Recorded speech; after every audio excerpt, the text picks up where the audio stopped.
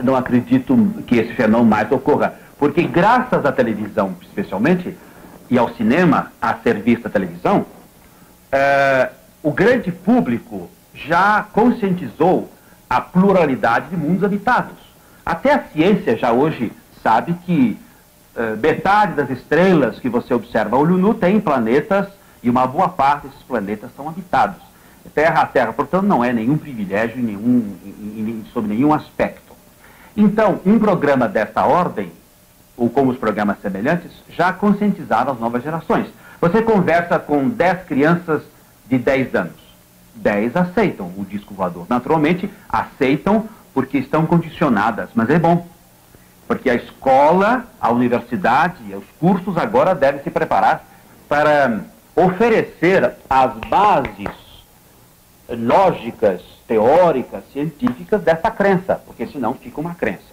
Não devemos deixar que o problema disco voador se transforme numa religião. Isso seria um absurdo.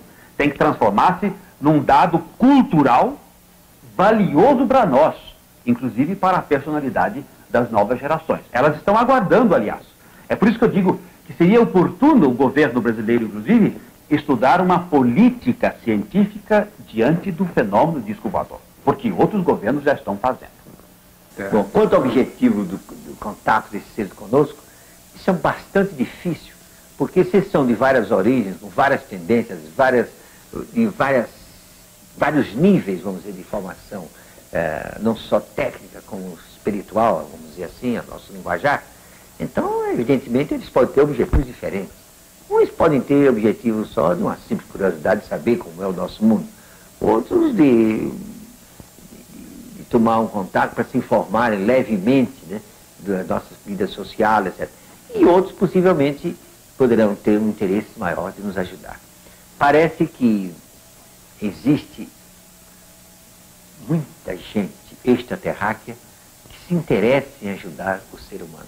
Então, mas leva assim a uma posição filosófica e espiritual que pode se tornar até perigosa para quem quer pôr esse problema em nível científico. Por consequência, o mais sensato é a pessoa ficar, digamos, na expectativa e verificar realmente com um tempo, com mais substância, com mais precisão o que de fato eles desejam. O que eles dizem, porém, é que estão atentos. Há muitos seres que afirmam que estão atentos às situações humanas, e particularmente depois que o homem descobriu a bomba atômica, em que ele está arriscado a acabar com a sua própria civilização, transformando a criatura humana em verdadeiros monstros tocados pela radioatividade. Então eles dizem que tem uma grande preocupação com isso. Isso, naturalmente, tem uma implicação de caráter filosófico transcendental. Admitir-se que nós não estamos sozinhos. Isso é muito importante, do ponto de vista da valorização da nossa própria humanidade. Isso talvez não seja muito caro a certas ortodoxias que querem preparar os homens, cada um, para salvar a si mesmo. Quando nós estamos vendo, e eles estão nos ensinando isso, os interpretários de maior nível, que o nosso problema não é bem isso. A humanidade tem que se elevar, ela como um todo, valorizando o homem, a criatura humana como um todo, para não se salvar para um céuzinho aqui, outro acolá, mas sim realizar-se num estágio maior de condicionamentos superiores para a própria vida e para a felicidade amanhã da própria humanidade. Essa é uma hipótese, é uma ilação de caráter filosófico, mas que nos põe muito bem nas esperanças de que realmente nós não estejamos sós no mundo. Temos um destino cósmico que mesmo nós mesmos ainda não estamos bem conscientes. Essa área aqui,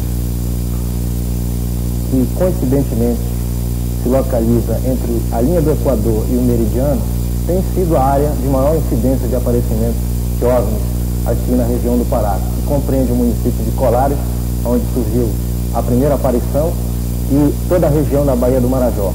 Nós temos também uma outra área aqui, que é no Polo Trombeta, que é a região de Santarém, chamado Baixo Amazonas. E temos também aqui no território do Amapá, exatamente sobre a linha do Equador, onde ocorre a maior incidência de aparecimento. Max, isso que o pessoal está vendo, o que o senhor acha que possa ser? Bom, até o momento nós imaginamos que isso seja um fenômeno natural. Tem as características de um corpo celeste, né? Pelo movimento, pela posição, pela hora do surgimento, nos parece inicialmente seja o planeta Vênus. O meteorologista Rubens Junqueira Vilela, que é um pesquisador de objetos voadores não identificados, também adverte que muitos fenômenos que ocorrem normalmente na natureza são confundidos com os discos voadores. Dr. Rubens, que fenômenos meteorológicos poderiam explicar o objeto ou as luzes que os passageiros do Boeing e o comandante viram na semana passada? Bem, inicialmente ele ocorre, em primeiro lugar, a cintilação de estrela. Quando a estrela está muito baixa no horizonte, os raios luminosos são desviados pela própria camada de ar e os efeitos podem ser surpreendentes quando se trata de uma estrela grande, por exemplo, como Vênus, e está próxima do horizonte. Em segundo lugar, eu poderia pensar no chamado raio-bola. É um fenômeno atmosférico muito raro. É uma espécie de relâmpago, mas que se dá na forma de uma esfera. Talvez possam ver aqui uma descarga elétrica, um raio comum, né? E embaixo um raio completamente diferente, de forma circular. Próximo ao solo. Próximo ao solo, isso em geral ocorre próximo ao solo e num dia que tem níveis de tempestade próximas. A outra coisa que me ocorre é a nuvem lenticular. É uma espécie de nuvem formada nas regiões de montanha e que podem ser realmente espetaculares. Essa fotografia é tirada de um planador, porque os planadores aproveitam as correntes ascendentes formadas nessas nuvens para ganhar altura. Os recordes de altitude de planador são batidos nessas nuvens. E quando o Sol está de um determinado ângulo, essas nuvens podem refletir intensamente a luz e dá a impressão de ser um objeto metálico. Ele tem a forma de lente, quer dizer, é aquele perfil de disco voador mesmo. Isso pode confundir. No caso particular do objeto visto pelos passageiros e pelo comandante do Boeing, o senhor acredita que houve confusão com algum desses fenômenos? Não, eu não acredito. Eu acho que essas explicações que eu dei, eu poderia superficialmente explicar qualquer coisa, mas não com as características que foram observadas. Primeiro, a duração, 1 hora e 22 minutos contínuos de observação. Todos esses outros fenômenos que eu descrevi, eles têm uma duração muito curta, né, assim, de alguns minutos no máximo. Mas o que eu posso sugerir a esses que estão vendo objetos voadores identificados no momento, como esses pilotos e esses passageiros, é que não se preocupem em convencer aos outros. Façam apenas simplesmente o relato. Eu vi isso, vi aquilo, mas não procurem convencer aos outros, porque haverá sempre alguém que não acredita e vai querer fazer uma gozação em torno do assunto. Sem mais recursos que pudessem esclarecer pela ótica científica a morte de Miguel e Manuel, a polícia se volta para teorias que levam a causas paranormais.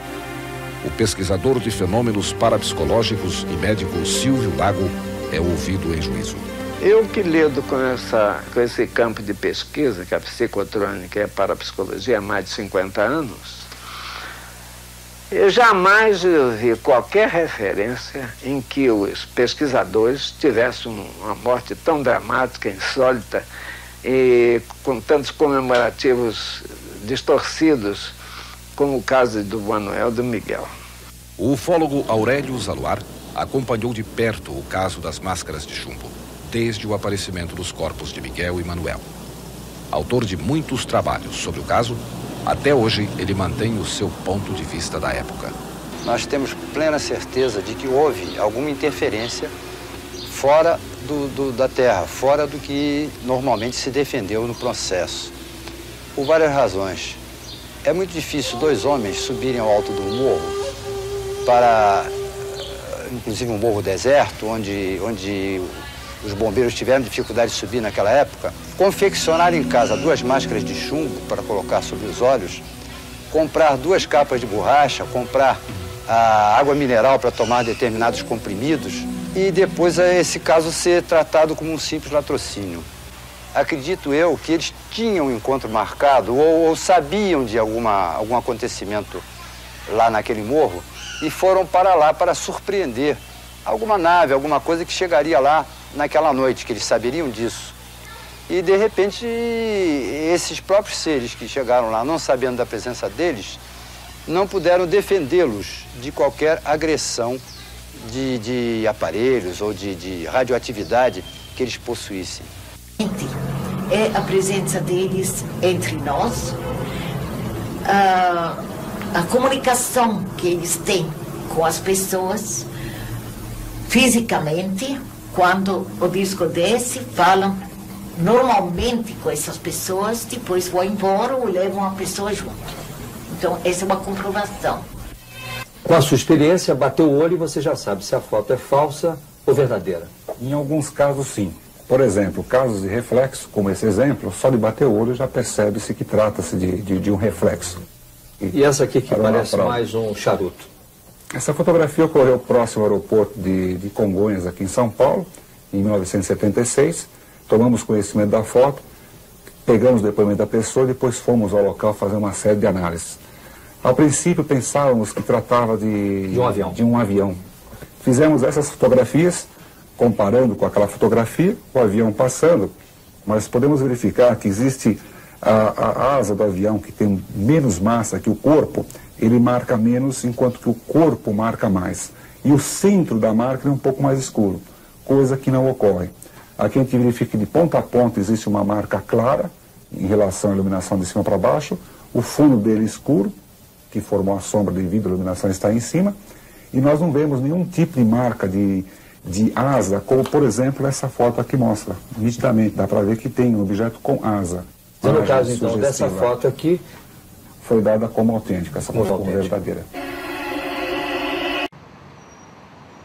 O caso de Sequequê de Barri, cujo nome é o de um colégio que ainda existe. Ele ocorreu 24 de novembro de 70, no bojo de numerosas outras aparições. Tempo calmo, sem chuva, boa visibilidade noturna, etc. É nesse contexto que surgiu o caso de avistamento feito por uma moça chamada Yara. Na época era estudante de Belas Artes e ao mesmo tempo professora noturna de umas turmas do Colégio Sacré-Cœur. Nesse horário ela seguiu para suas aulas, penetrando na lateral do prédio, que é uma alameda, na escuridão relativa, porque não havia iluminação lá. E de repente estranhou que havia uma claridade no fundo do prédio, que ela nunca tinha visto. Só quando dobrou o prédio à esquina, é que ela olhou. A origem da claridade era um objeto em forma de ogiva, iluminado até a borda. Na borda ele tinha uma faixa preta. Isso aqui nós desenhamos o Sol e os planetas. E abaixo da Terra, um ser humano com a mão para cima em sinal de paz. Seria uma espécie de uma mensagem de boas-vindas aos visitantes de outros planetas. Exatamente. O nosso objetivo é este, é tentar um contato de terceiro grau aqui no observatório com esses seres que pesquisam a região de Passatempo, Minas Gerais. Foi da seguinte maneira. A gente estava de motocicleta e de repente vimos o OVNI numa serra distante. Ele estava pairando a baixa altura sobre uma mata. Com muita luz? Com muita luz. Era uma luz pequena, então nós começamos a piscar o farol da motocicleta. E nesse momento que eu insistia, de repente o OVNI piscou também 3 vezes. Aí eu mudei a sequência de piscadas, passei a piscar 2, 4, 1, e ele sempre respondia na mesma sequência de piscadas.